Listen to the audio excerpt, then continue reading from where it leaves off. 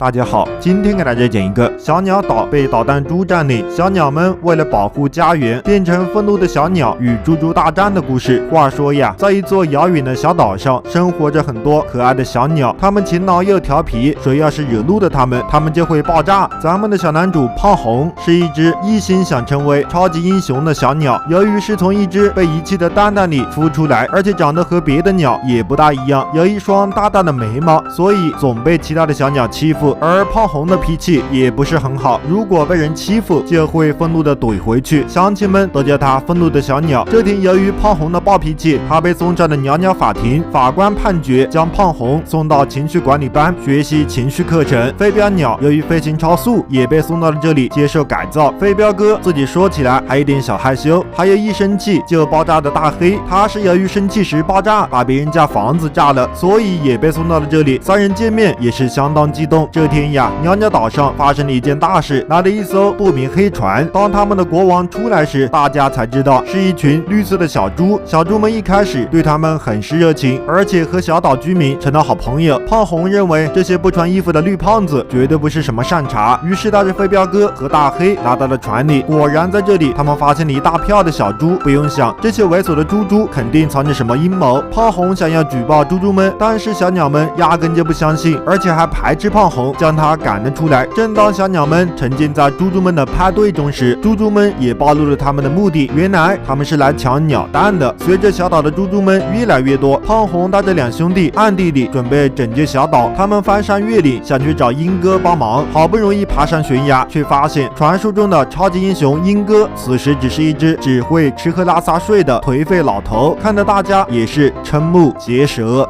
胖红看着鹰哥这大啤酒肚，觉着靠鹰哥拯救小岛的计划是失败了。等他们回来时，导弹猪猪们已经开始横扫小岛，所有的小鸟都在跳舞，而猪猪们悄无声息地偷走了所有蛋蛋。胖红带着飞镖和大黑想要阻止猪猪们，还是以失败告终。第二天早上，等小鸟们都回来时，已经为时已晚，猪猪们已经抢走了他们所有的鸟蛋。胖红决定带着 TNT 炸弹去进攻猪猪岛，抢回鸟蛋。而这边猪猪岛正在庆祝，想着如何吃这些鸟蛋。面对小鸟的大军压境，猪猪们躲在城堡，压根就不出去。这可是惹怒了胖红，带领着大伙准备炸掉猪猪城堡。最开始几只小鸟弹射出去，完全就没什么破坏力，不过只要它们被激怒了，就会变成气球鸟，然后炸掉一大片。等轮到胖红时，他直接瞄准了猪猪国王的宫殿，而且成功打入宫殿，这可是吓坏了猪猪国王，赶紧收起了鸟蛋。要说最悲剧的就是飞镖哥，这一路火花带闪电，由于太瘦没造成半点伤害，反倒是把自己给吓惨了。紧接着猪猪们也发起了反击，他们开始用飞机丢炸弹。这时鹰哥终于决定出马了，只是他胖呢，还得学会怎么飞。还好最后在鹰哥的帮助下，他们抢回了一网子的鸟蛋，但是有一颗鸟蛋掉了下来，这可都是鸟宝宝。胖红豁出性命也要救回小鸟蛋，猪猪国王也不要命的想要吃掉这颗鸟蛋。胖红没办法，使出了最后的杀手锏，将猪猪岛的火药库给点燃。这一下猪猪岛的城堡直接葬送在了自己的手上，而城堡之外小鸟们都领到了自己的宝宝，只是他们却没有见到胖红回来。正当大家以为胖红死掉的时候，胖红从废墟中爬了出来，而且带着孵出来的3胞胎小鸟。就这样，胖红通过自己的努力保护了家园，也终于成了小鸟岛的英雄。小岛的鸟儿们为胖红在城市的中央盖了一个小鸟窝，胖红再也不用被排挤了。每天不小电影，欢迎大家关注西瓜看电影。本次作品来源动画电影《愤怒的小鸟》。